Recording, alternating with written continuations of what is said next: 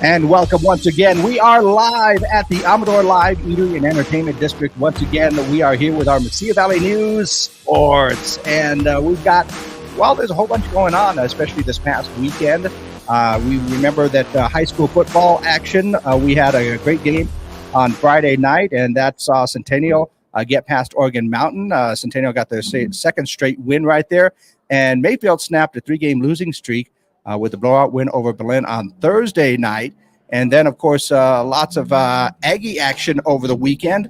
In fact, I know that Aggie volleyball got a win on straight sets on Saturday after dropping a game on Friday night. And then Aggie soccer also just rolling along, ended up getting 2 ties for conference start and then getting a win. And unfortunately, they dropped one in Nacogdoches on Sunday, but they'll be back home, I think, here in a bit. No, they got one more. Two more right here. Yeah. And then, so they're rolling along. And even at the golf week at the Red Sky Classic, the women's golf team, they were doing pretty well. I know I didn't get their finals for today yet, but I know that they went into the second round today and were tied for 14th after one round yesterday. And of course, the big win on Saturday night as the Aggies beat Hawaii for the first time. So the record is 10-1, but the Aggies got that one on Saturday night, and quite honestly, they looked pretty good. And of course, we'll get into that and maybe a little bit more with our guest this evening, Mario Mochia. And Mochia, welcome to Mesilla Valley News Sports. How are you doing today? I'm doing well. It seems like I'm running into you all week long. That's right. Well, and you'll probably see you tomorrow morning. Yeah. I was in El Paso today, did a little segment on KTSM, then had lunch with Steve Kaplowitz, and then we did a little segment on KVIA. So we're promoting the game and, of course, our newest product, our salsa. Yeah. I'm sure we'll talk about that. Oh yeah, we'll talk about that because I think you've got a big, I guess, coming out party tomorrow, right? We do, yeah. 5:30, 7:30 at La Posta. There you go. So and that is just the latest in a number of different branded. I don't know what you call it, items. You got a whole branded line. Collegiate licensed products. There you go. And, I know it all started with 1888, Aggie Ale there. And knowing my luck, all that stuff started just when I stopped drinking. I hate when that happens. But I hear everything's really good. The tequila, you've got the hard seltzer. I think we've got something else coming out here pretty soon as well. Well, it came out with the water. The salsa will be the next one. We've got a couple other things down the line. But, it's always exciting. The fans like it. You partner with great companies, Young Guns Chili. I mean, their family was one of the original chili farming families in Hatch, New Mexico. We're going to have fun tomorrow, and I think it's going to be a big seller. Oh, I had no doubt that it is going to be a big seller, just like everything else is. And like I said, you got things coming down the road, but we'll get to those when we get to those. But first off, like I said, you're a busy guy, but we got to talk about the Aggies getting their first win in the Jerry Kill era this Saturday night, and they look good. They looked really good. There's a few mishaps. I think we had a few flags in there that I don't think might have been there, but they're still a young team. But I think we're getting closer to playing Jerry Kill football. Yeah, no doubt. I visited with Jerry during the week, and actually coming back from Wisconsin, he said, hey, I'm going back to doing it the way I want to do it. I think when you play against big-time Big Ten teams, and Minnesota, by the way, beat Michigan State 35-7. Yeah. And I think they had given up 1 yard at halftime. I saw a rushing yard. So that's a legit team. Well, you start getting out of your comfort. You start doing things just to move the ball at any cost. And Jerry wants to run the football. And he said, hey, I'm going to run the football against Hawaii. And, we've got some serious tailbacks, as you saw, that can run the football. You open up a hole for, Star, and, you don't have to have people jumping on his back to bring him down. So that was great to see. Us dominate our will on somebody. We had a great offensive line performance, and that was a little shaky. But to put up a lot of points, early, we're still, miles and miles away from being where we want to be. But it was great to get off the snide in front of a home crowd. And then, we turn around and we've got 4 games in a row at home. That was one. We've got another one coming up this Saturday, 6 o'clock. And then you've got a break, and you've got a big game against the Lobos on the 15th. And then you've got homecoming against San Jose, another Mountain West Conference team, on October 22nd. That's right. In fact, FIU coming in, which is going to be a future Conference USA opponent. So we're going to be seeing them on Saturday, this coming Saturday. But, there's a lot of games in here that we look pretty good to win right now. And I had just had this feeling it's that same thing where you go up against some tough opponents. And the one thing I've noticed with the Aggies this year, as opposed to a few years in the past, is that they're not giving up. They're playing through. They're going to continue. They continue to play through to the end of the game. And I think maybe the line found it a lot easier to deal with some of the players this week than some of those, 300-plus pounders that were on the line for the past few weeks. Well, one day, we hope to hold our own against teams like that. But, just waltzing in a Minnesota, Wisconsin is not a recipe for, for success. And, I'm really happy, not just because we're going in Conference USA. There's a lot of reasons, but we'll drop down to at most one Power 5 game a year. Mm-hmm. We'll have 8 conference games. We'll play the Lobos. That's 9. You'll play an FCS opponent. That's 10. You'll have a group of 5 opponent. That'll be 11, and then maybe one Power 5. That'll be 12, and that'll be it. So that will help us tremendously. And no, it's a really good thing to be playing people who kind of look like us. Yeah, absolutely. When you start playing on a level that when you stay basically playing on the same level, it's one thing to talk about, the Big Ten schools and, the Power 5s right up there that are up there.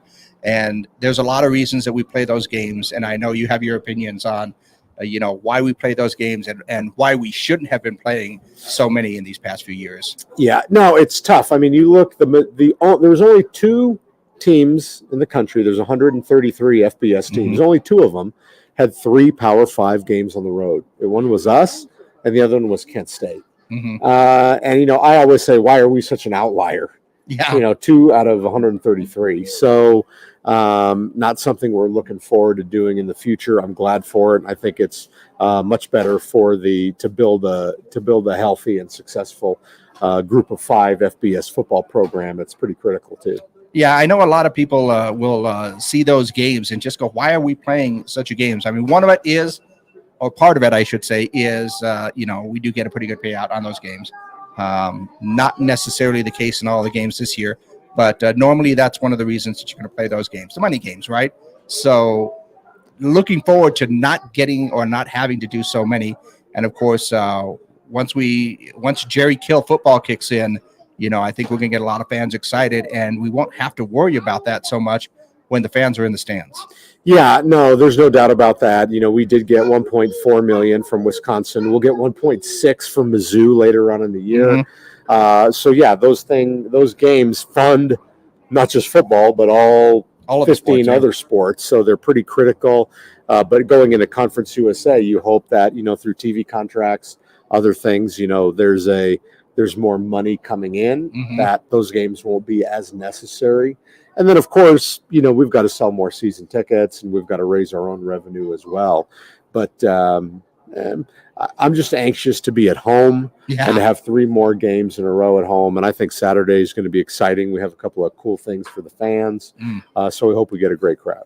No, I am looking forward to, and I would encourage everybody to go ahead and come out to the games, because it was really exciting this Saturday, and to get the stands full, to get it, I've been here for about 27 years. I moved here in 1995, and I'd been listening to NMSU football for a few years before that, because the station that I worked at in Gallup, New Mexico, they were an Aggie station. And so I was, even before I was standing behind Jack in the booth, I was standing back at the station running the games from the station, where they actually had to have somebody back there running the games.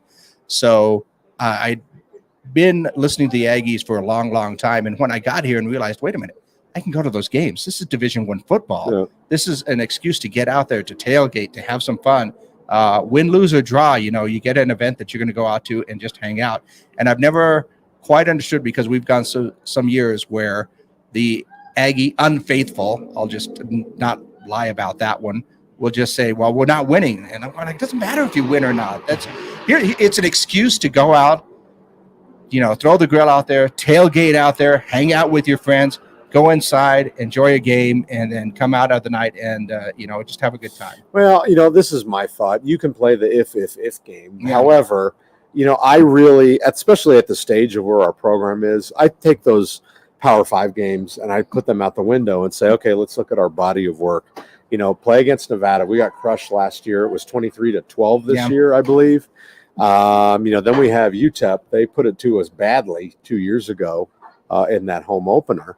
I think it was something like 30-3 or something. Yeah, not good. And then now it's 2013, and we're driving to either tie the game or go in for the win, and get a critical 11 seconds not put back on the clock when it's under a minute. That really is a punch in the gut. And then we turn around and we beat Hawaii pretty good, and now we're playing FIU this week, and we'll see how we do. So hopefully, the fans will kind of take those games out as okay, they played those games for a paycheck. Let's see if we can start out at 2-2. That's kind of my philosophy. Yeah, absolutely. And no doubt, everybody's talking about what a great job Jerry is doing. I was actually talking to our new morning guys, 98.7, and they were saying, well, yeah, who's your coach? Who's your guys? I said, we got Jerry Kill. He goes, you got Jerry? So there's a lot of people that are really excited. And once Jerry Kill football really kicks in, once you get into a lot of the recruiting and a lot of the people that he wants to get here and that system gets into place, there's going to be a lot of happy Aggie fans, I think, here in the Valley. Well, I think so, too. Out of the 133 active Division I coaches, Jerry is 8th in most wins in that pool. That's kind of tall cotton right there. Yeah. So he knows what he's doing. He's taken numerous programs that have been way down, Emporia State, Southern Illinois, Northern Illinois, Minnesota, and turn them around to big winners. And, we anticipate and all hope and some expectations that, in time we'll have the same thing. And, it's interesting, this stretch of games, you had the home opener and the sellout, right? Then you have Ag Day, which is always on the calendar. We have this game and then a break, and then we have UNM, which is always, the big game of the year. And then you've got homecoming. Yeah. So this game was kind of an anomaly. It didn't really have anything attached to it. So we said, let's make Florida International kind of like fan appreciation game. So we've got $10 reserve tickets. Wow. So those can be bought anytime now up until Friday at 6 p.m. Okay. So they're not going to be available on game day, but this entire week, $10 reserve tickets in the certain yellow sections. We've got a map on the internet, and $5 tickets for 12 and under reserve. So that's a great deal. And also, for people who are wanting to bring their family, we've got a great concessions deal. So for $20, you get 4 hot dogs, 4 Pepsis, and 1 large popcorn. So you can feed the whole family. You can come to the game for, a pretty inexpensive amount. Yeah. I would say there's not going to be any more inexpensive opportunities in all of FBS Division I football. So we hope the crowd really comes and will appreciate that. And then we also have Band Day. Yeah. So we've got 11 bands from 3 different states. It's going to be over 1,000 kids performing with the Pride Band, and we've got over 250 now. So hopefully they'll come out. They'll get entertained at halftime and postgame as well. Yeah. So once again, Aggie fans, come on out over Aggie Memorial Stadium this Saturday. There's the Aggies take on FIU, and of course, we were talking about. Look what we got for Mr. Mario. Oh, boy. He's sneaking something in here. Oh, nice. But it's not October yet. Close enough. Try.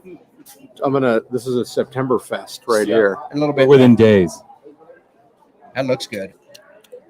Yeah, that is pretty nice. A little refreshing. Good job. Kind of refreshing.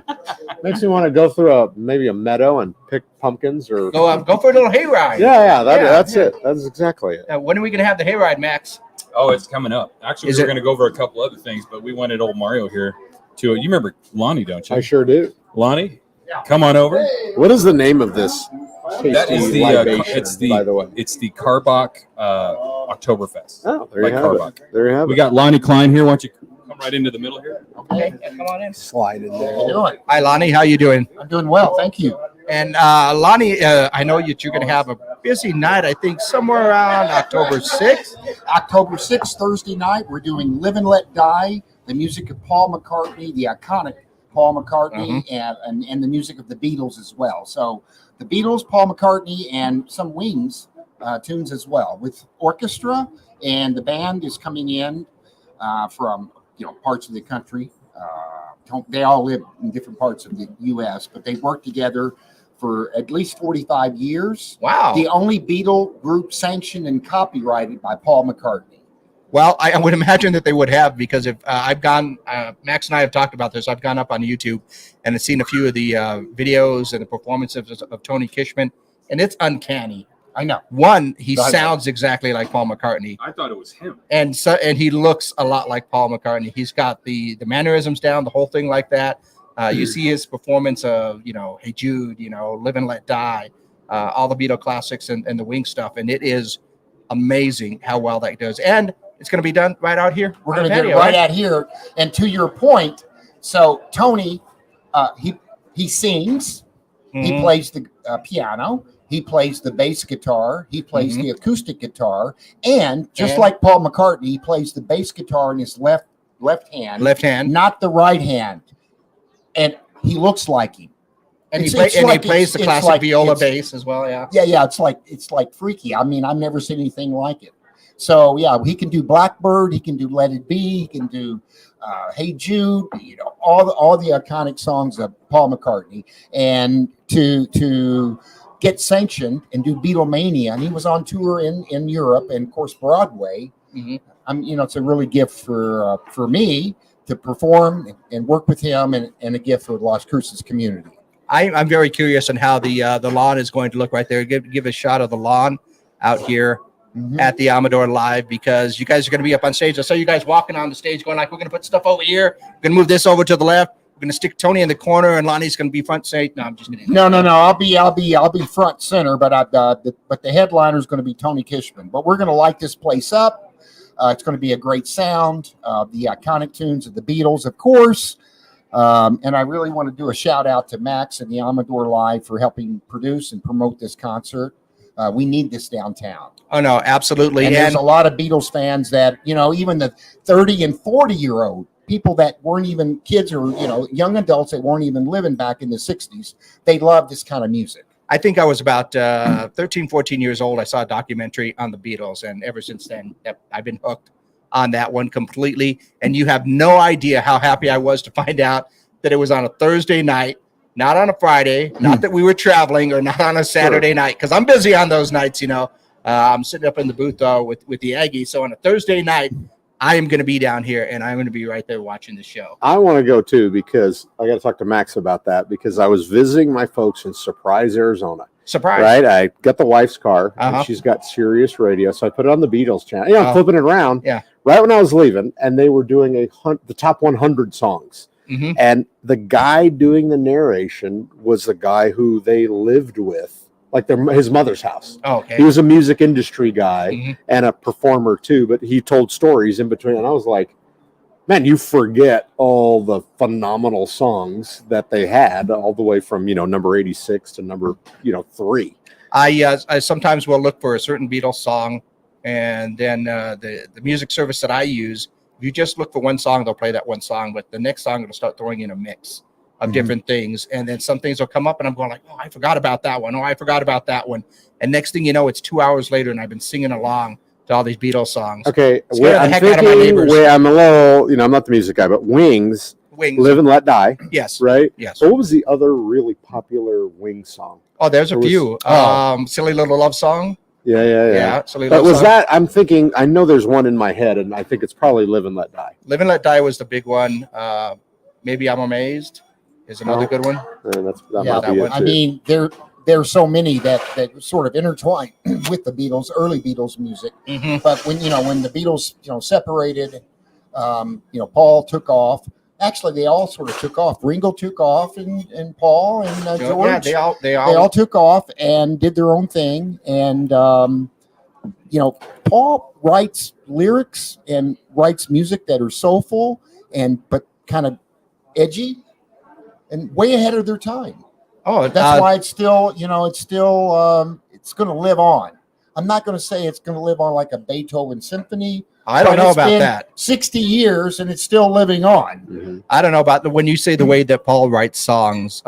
As a bass player, it's frustrating to hear Paul play, because he will play these complicated lines that you're like, but it sounds so simple in the whole scheme of their music right there. Yeah, and I've talked to Beatles impersonators, and I'm saying, you know what? Can you do Blackbird? You know, and everybody loves Blackbird sitting in the little tree, and it's all acoustic, just acoustic guitar and voice. And they're like, no, I don't think I can play that and sing it. But Paul wrote it, and Paul can do it. And I even asked Tony, I said, Tony, can you do Blackbird? He's like, Lonnie, don't want to stick my neck out on that one. I can do everything else, but, you know, that's a little special. Maybe not right for this venue because we're going to have a big crowd, of course. But that's the kind of artist that Paul McCartney is. Oh, no, absolutely. But I'm looking forward to that show. It's going to be Thursday, October the 6th, right here on out on the Amador Live patio. And it's going to be great. When tickets are still available, AmadorLive.com/events, right? Yeah, Amador Live. Just go straight to the website, and you can. I believe it's right there on the top. You just click on the link and buy the tickets. We still have plenty available for general admission. We have some patio tables left, so I'm really looking forward to it. Lonnie and I had looked at putting a show together a couple years ago, and then of course the pandemic hit and kind of screwed everything up. But I'm just really looking forward to seeing them up there with a 24 piece orchestra with this band. It's going to be something else. It's going to be a lot of fun. We'll have the big screen up behind him, a boom cam over the crowd. It's going to be special. Yeah, and there you can go see everybody when you go just to AmadorLive.com/events right there at the top. It's the next event coming up October 6th. Hey, look, there's Lonnie. Nice jacket. Nice jacket, Lonnie. Thanks. So I got some shoes to match too. Oh, do you? Yeah. And there's Tony. If you take a look at that picture, you can see how much he looks like Paul McCartney. Like Paul McCartney. Yeah. What a sweet guy. And he'll be here. He's got CDs. He's got memorabilia, T-shirts, CDs to sell. Very approachable. He'll want to talk to you. So I mean, it's really a nice event. Beautiful venue. The amphitheater is beautiful. Max has done a great job here at the Amador Live. We're going to rock the house. It's a show you don't want to miss. No, absolutely. It is going to be a great show. And like I said, tickets available, Amador.com/events. AmadorLive.com/events. Thanks, Max. Yeah. That's why he's the boss over here right now, because he can remember those important things. I even had the website up right here, and I missed that one. Job. But yeah, you know, I have my moments. But it's going to be a great show. I am definitely going to be here. Like I said, normally I will miss a show because it's on a Saturday night. I'll miss a show or something going on because we're traveling this time of year, or I'll miss a few things. But a Thursday night, thank you for scheduling that on a Thursday night, Max. I appreciate that one personally myself. I may not enjoy it at about 4 o'clock in the morning when my alarm goes off to do my Friday morning show, but you know, Thursday night I'm going to enjoy the heck out of it. So make sure to get your tickets, and thanks a lot, Lonnie, for coming in and letting us know about that. And thanks, Max. I'm sure you enjoyed that. What is it? Is it the October? This is the Carbach Pumpkin Oktoberfest beer. There you go. Named tonight the Septemberfest. The Septemberfest. Right Much too complicated. I'm just doing a nice light white Pinot Grigio. Oh, there you go. That's okay. I'm going heavy on the root beer this evening. So, you know, I go hardcore sometimes. I really do. But yeah, we're looking forward to that show. Thanks a lot for All right. Thank you, gentlemen. I appreciate it. Good luck, Aggies. Thank you. Had a good weekend with Hawaii. No, we beat Hawaii. Killed it. Yeah, we got Hawaii. Yeah. We'll get FIU this weekend. That's right. Yeah, that's it. We'll get that one there. So maybe we're going to play some. We might play some Beatles out there. That'll be good. We can talk to Ed about that one, right? Yeah, I'm sure we can. Let it That's be. right. Let it be. There we go. Let it be. I feel like I'm more like live and let die. I know. Thanks a lot, Thanks, Lonnie. guys. All right, no problem. And of course, that's going to be a great show. I am a big Beatles fan. Like I said, I've been a Beatles fan since I was, 13, 14 years old. Not going to lie, probably inspired me to get into bass too, hearing some of those bass lines that Paul plays. So, well, that's what's great about the Amador. I mean, obviously, there's a tremendous venue in the Pan American Center for different acts, but it's great when there's things around town. You know, I was in El Paso today. We stopped by KTSM, did a segment, then we had some time to kill, and we drove down Cincinnati Street. Oh, yeah. You know, right across from the Don Haskins Center, and there's bars and restaurants. And I think it's important, especially in a college community, that there's that vibrancy, things to do, places that people can go out and socialize. You know, the downtown area was doing pretty good when COVID hit, and it kind of just put a little bit of put the brakes on a few things and a little bit there. But it's nice to see that it's coming back. It's nice to see that Max has all of these different events. I mean, and the things that they can do out on the patio so far here at the Amador Live within this past year. There was a big boxing match with Canelo and Triple G that they held here out on the patio. We had a big, nice St. Patrick's Day. Had wrestling. They would have put a wrestling ring right out in the middle of the lawn right there. That was a whole lot of fun. Yeah. And then, of course, coming up, all the different shows that they have, because not only do they have Live and Let Die, a symphonic tribute to Paul McCartney coming up on October 6th, they've also got, I don't know how much of a Bone Thugs and Harmony fan you are, but they'll be coming in as well here and playing up here on the patio. So that was a little more from my youth, but I would say this: my musical tastes are very eclectic. So I'm not just henpecked into one. What do you call it? Genre. Well, I listen to everything, KGRT, got my country in the morning. I got my classic rock in the afternoon, got my oldies in the late afternoon right there. So I listen to everything. Very first station I worked for was an oldie station. So just listening to all of those classic golden oldies, as I call them, was a whole bunch of fun. But anyway, this is supposed to be a sports podcast, so I suppose we should get back to sports, right? Now, you talk about the schedule for football. I do understand that we've got basketball that's going to be coming up here before we know it, and you guys have been having a tough time with the schedule. It seems like nobody wants to play us. Yeah, the problem is this. Geographically, we're not in the easiest spot to get to. True. So that is a small factor. The bigger factor as a mid-major, with Coach, starting with Paul Weir, we won 28 games,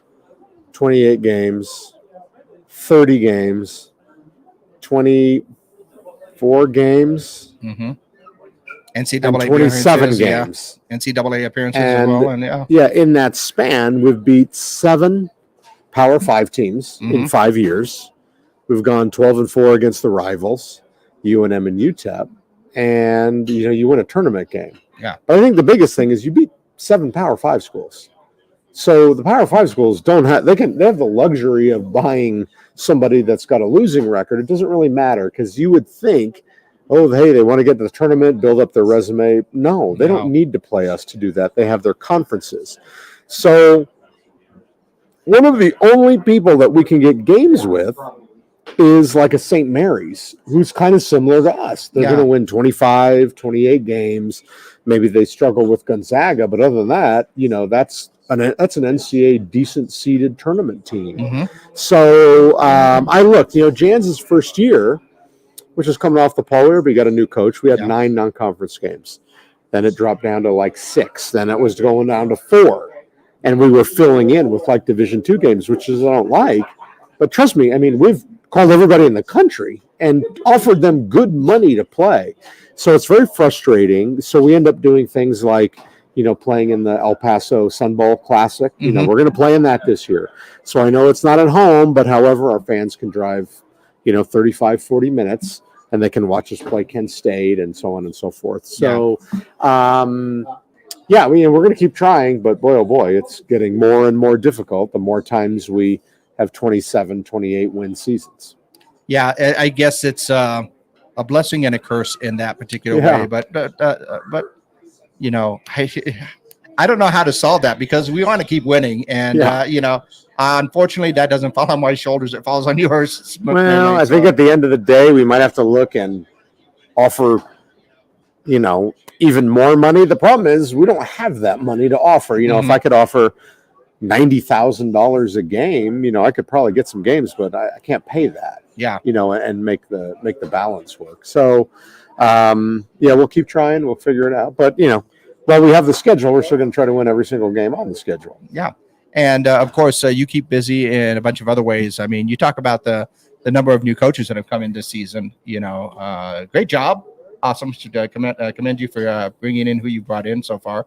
And I have a feeling that if you were to carry a Rolodex on, if we didn't have the digital age where everything's just in your phone, the number of contacts that you must have, because it seems like everywhere you go, somebody. You talk with Cash and Woody, and all of a sudden who they know back home in when they were coming from Tallahassee. Yeah. Well, here's the deal. I do have 2 Rolodexes on my desk, okay? And I called an intern. This is a few years ago. I called an intern, and I said, she was running around, maybe popped in the office. I said, and somebody was making a joke about the Rolodex. I go, hey, what do you call these things? And she looks at them as if an alien popped out of a spacecraft, and she goes, a contact wheel? And I said, that actually, is pretty good. I mean, if you're looking at it, it makes sense. Contact wheel. Yeah. And I was like, no. But I do think, look, if you're an athletic director, anyone in the country has to have a short list, right? And you have to kind of keep tabs on people. And as I get older, the more and more I could care less about a lot of things other than are they a fit for where we're at.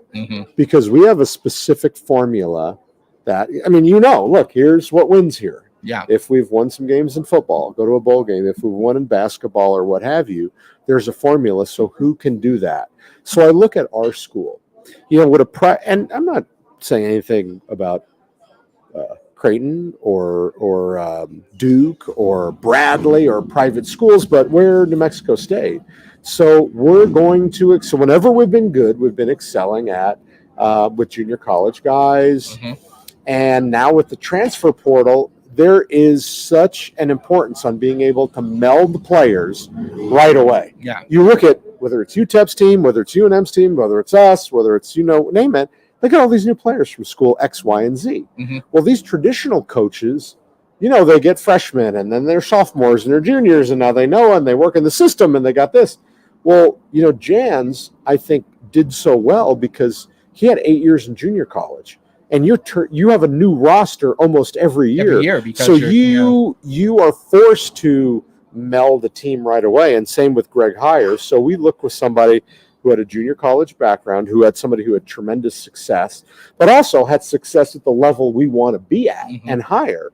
And you look at a coach like Greg Heyer. I mean, he was at Southern Mississippi with 2-time National Coach of the Year, Larry Eustacey. Then he was at Wichita with 4-time National Coach of the Year, Greg Marshall. And they went to the Final Four, and they went undefeated. So, and then he goes to LSU, who wins the SEC, goes to the Sweet 16. So, he's been around that big time. He's won big. He just came off winning a junior college national championship himself. So, now, how's he going to do here? Well, I don't know. The crystal ball doesn't happen to be under the desk. But you try to eliminate, this is my philosophy, by the way, eliminate as many variables as possible. And with Jerry Kill, I know what I'm getting. I worked with Jerry for 2 years, but you can see his body of work. Yeah. He took a 1-10 Southern Illinois team, and 3 years later, they're 10-1.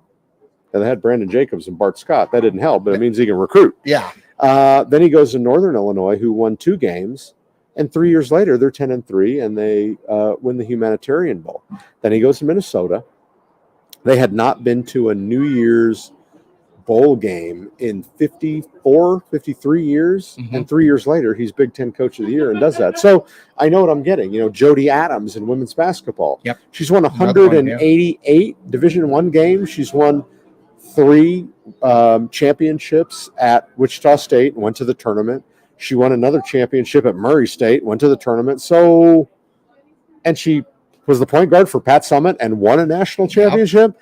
So, that's all great and it sounds good, but I'm just trying to eliminate variables where, hey, can this guy or gal do it? Because they've never done it before. It's not the worst thing in the world to hire somebody like that. However, at New Mexico State, you don't have the necessary luxury because we don't have the recruiting stuff or the NIL dollars. I mean, it's more important to us to get the hires right, in my opinion. And I think we've done that in all 3. I think you've done a great job in that so far. But I like what you said about trying to fit, the coaches to the situation and what we need and what they can do with the, what they've proven that they can do and what they know. Which right now, when you take a look at it, it seems like it's fitting well. Jerry fits in great here in the Valley. I think everybody loves him. He's great. The people love what he's doing. And I think somebody told me said that he knew that there was a coach for us when they saw him and he was wearing boots and jeans. and then that he was a good fit for our area. Well, Jerry's a hard worker. He's going to relate to every single person in Las Cruces. Yep. You know, I took him, let's see, we hired him at the end of November, beginning of December. And some of my good buddies are Ed and Julie Ogaz. They have a farm up in the North Valley.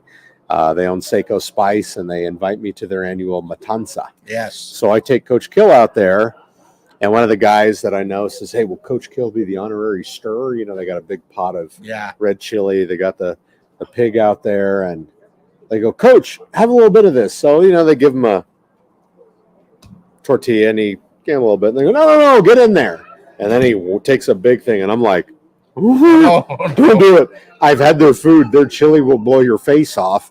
And Jerry takes a bite out of it. And I think I ran to get him 3 beers prior to that smoke coming out of his ears, and they stopped for a milkshake on the way back. But he talked to everybody. He fit in with everybody, and that's what he's going to do. He you know, we have the Aggie Walk. Yeah.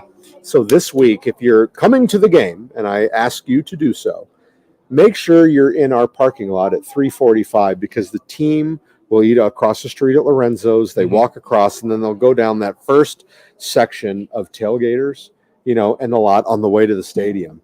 And Jerry shakes hands with everybody, takes pictures with everybody, thanks everybody for coming. And I think you have to do that in Las Cruces, but trust me, there's not a whole lot of Division I coaches that are going to do that on game day.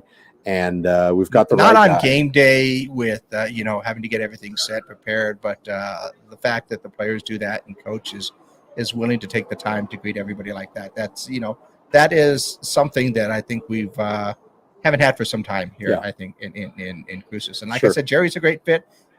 So far, as I hear, some of the other coaches are a great fit for the situations that we've got so far. You know, a hire that you had hired a few years ago, Rob Bart's, definitely starting to pay off. His program is starting to really take off right now in conference play, because I think right now they are like 1-1 and 2, because they got the 2 ties, but those were some really tough conference opponents with those ties as well. Yeah, we're 5th in the league. We were picked 5th. That's the highest we had been picked, you know, I think since the inception of the program. We just stubbed our toe a little bit in, you know, we won 1 game. Let's see, Sam Houston, I guess. And then we lost late against Stephen F. Austin.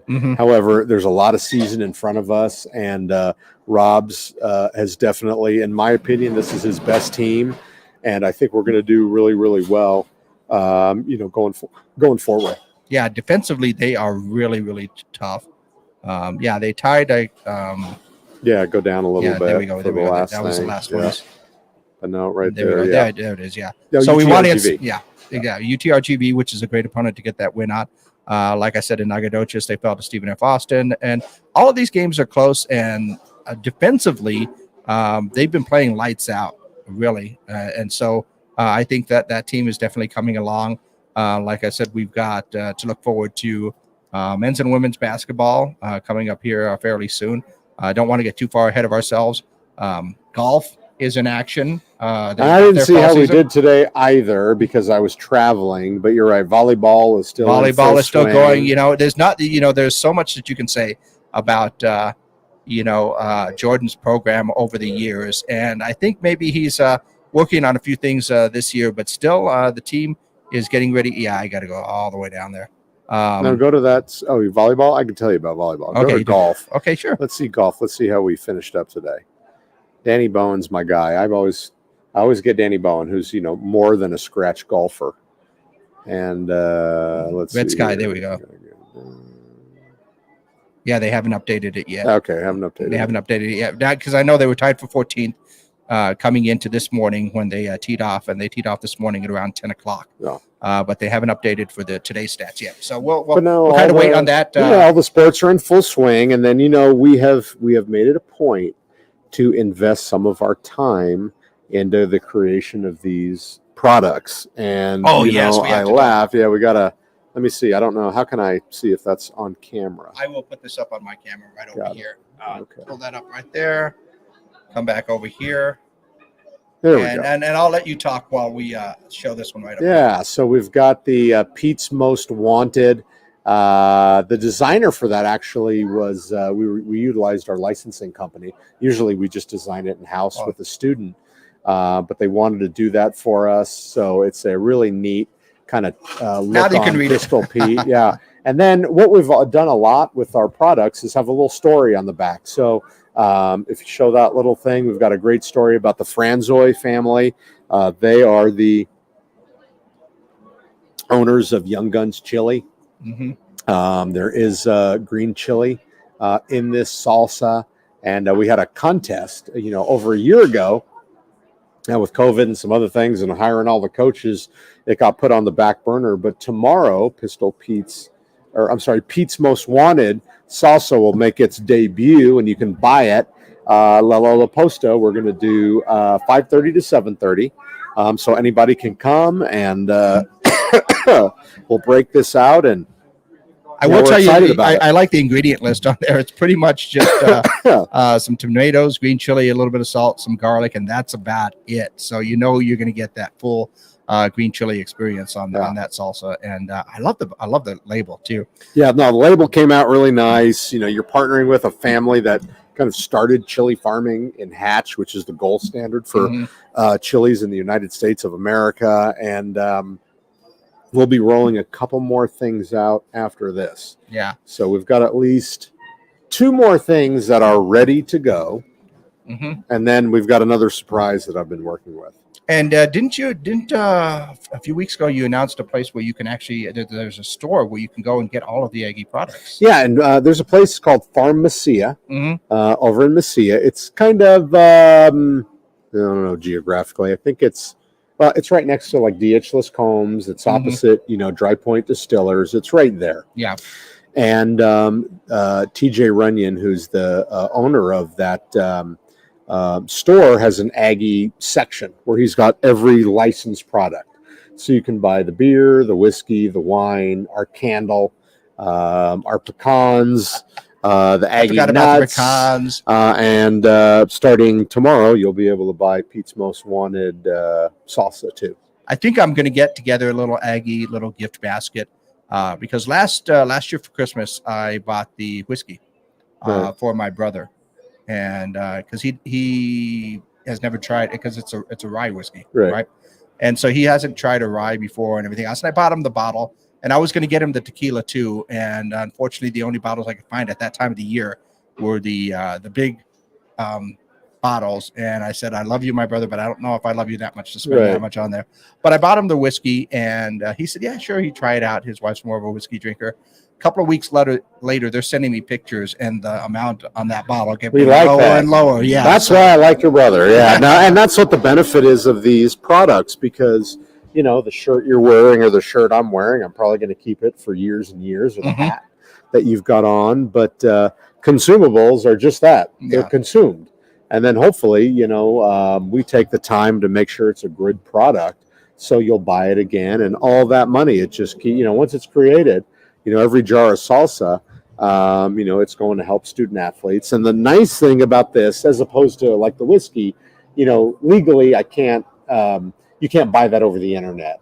Somebody from Washington or New York, but the salsa, you'll be just like the pecans and a couple of the other things like the candle. Oh yeah. Or the wine. Or the wine, you can buy that all over the country. And that's where, the power of having 150,000 alums, come into play. I did order a case of wine and was handing it out to some friends when that first came out. So that was actually really good.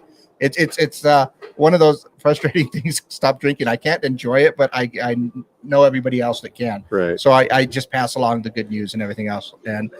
But yeah, that's one of the things, because I'm sure we've got plenty of Aggie alums that are out there in the country. Most of which are in your Rolodex, but they're all out there. And the fact that they want to get a little bit of taste of Las Cruces right there is where they're going to get it, and to be able to order that online. But that's going to be officially introduced tomorrow. 5:30 to 7:30 over at La Posta, and they'll have it for sale there. Yeah. And like I said, I think I'm going to get a little Aggie gift basket so I can take it back to my family at home for Christmas. And that's what's nice, because the folks over at Farm Mesilla will make that basket for you. Oh, awesome. Yeah, so we're excited about that. Yeah, that's really, really good. So they have that store there. And you talk about some of the Aggie gear. I know you guys also mentioned a partnership with Sports Accessories and Brian. And sure, Brian Cox and his family have been long time associates with the department. Obviously, everybody knows about Troy Cox and his tragic passing many years ago, and we still have a very, very popular tournament around the country in softball in his name.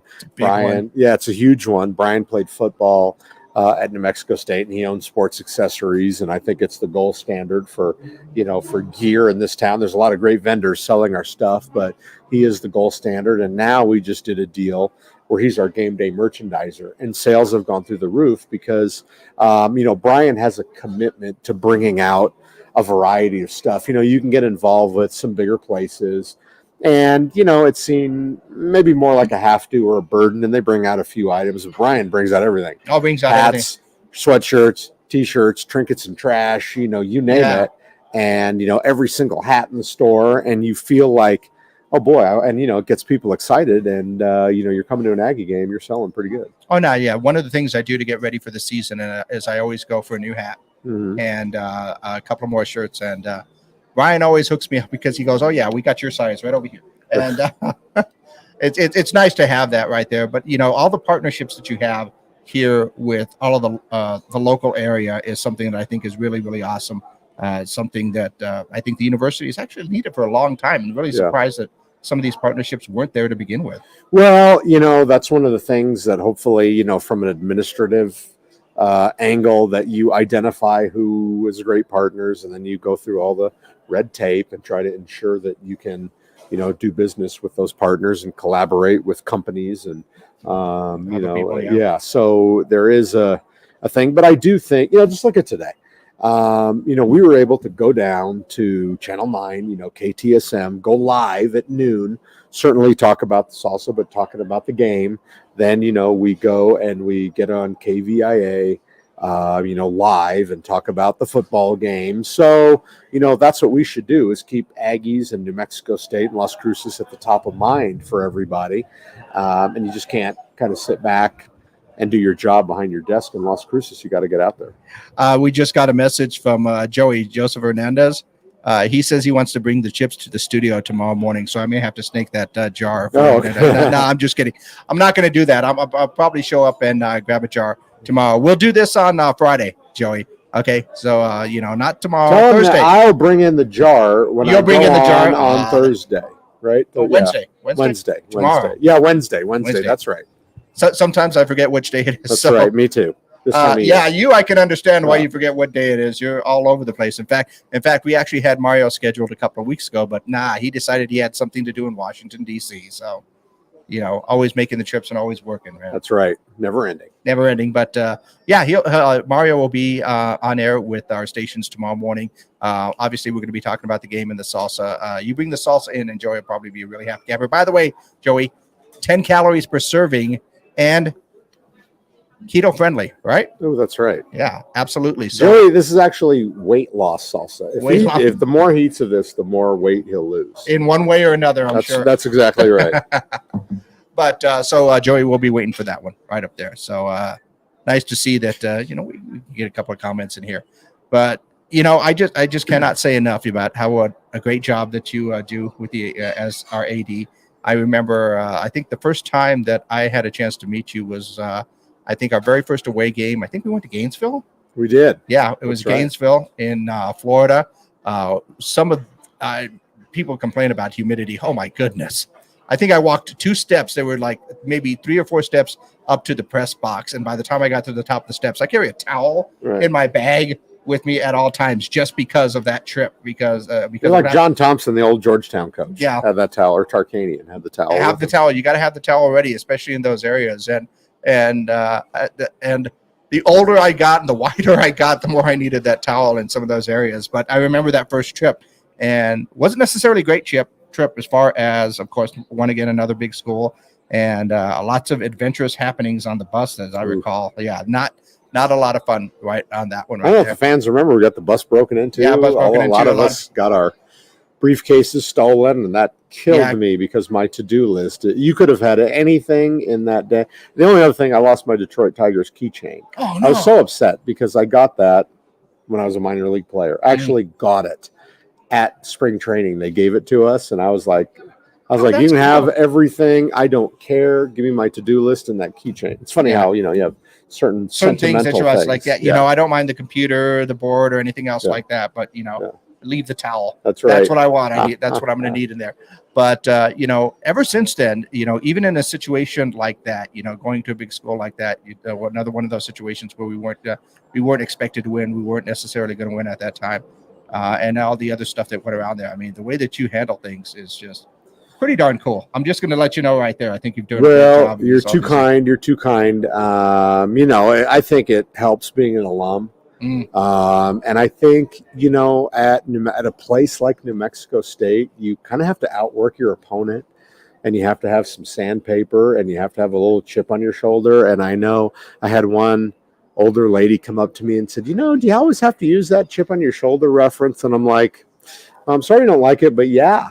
Like, you have to have that little bit of you can call it a chip on your shoulder. You can call it a confidence or a swagger or something else like that. But yeah, sometimes you just got to use it because we have less money than others. We have less, we're a little geographically challenged. And, the way the little guy wins in the fight is that he's not going to give up until he knocks out the bigger guy. And, sometimes you get knocked on your butt. Yeah. However, I think you have to have that mentality. And, but, we're very appreciative. We know what our goal is. It's to educate young people and win ball games. And I really hope people come out on Saturday because we try to make it as economically, we try to be economically responsible to our fans. So I remind everybody this Saturday, adults can get reserved tickets for $10. Yeah, that's and amazing. Their kids, 12 and under, can get tickets for $5. And then, but you have to buy those either tomorrow or Thursday or Friday. You can go online. You can call the ticket office. Opens up at 8:30 in the morning till 6 at 575-646-1420. Or you can just visit the box office. Yeah. You can stop in there on the way to work, just pop in and buy the tickets. But then the concessions, right? Okay, I'm going to the game, but I got to feed the family. Okay, well, 4 hot dogs, 4 Pepsis, and a large popcorn for $20. I just don't think there's another deal that's better than that. And you're going to watch a major college football game against, a conference opponent that's going to be next year.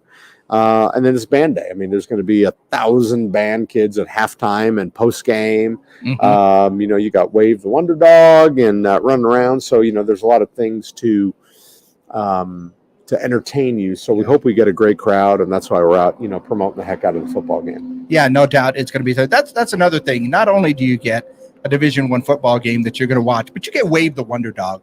Nobody else has Wave the Wonder Dog, and it is really cool to see him run out there and get the tee. So that in itself is just another reason. But the ticket prices are just straight up ridiculous, Mario. But I'm glad that they're there. There's no excuse. If anybody tries to give me an excuse on why they can't go out to the game, you better be in the hospital or a family emergency, something going on, because there's no reason. Ticket prices are incredibly I'm just like incredibly stupid as far as that goes. They're really affordable.